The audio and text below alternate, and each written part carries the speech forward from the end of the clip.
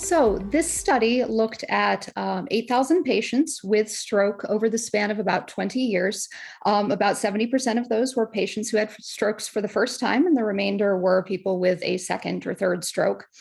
And they concentrated on looking at the time from symptom onset to the time patients arrived in the emergency department to determine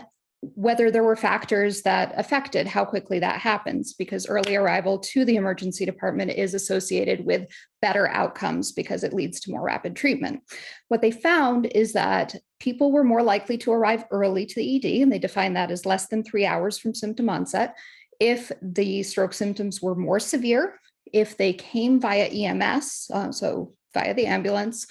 or if they lived with a spouse or partner.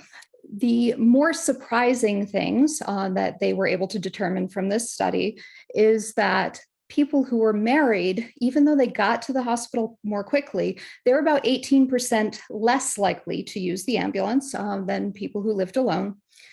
Additionally, Black adults with stroke were about 34% less likely to get to the hospital within 3 hours, even though they were twice as likely to come via ambulance.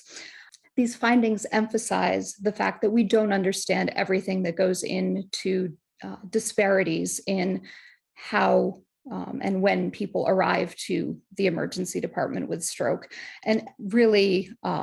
highlights the need for more research in this area to ensure that all people with stroke receive the best care that they possibly can.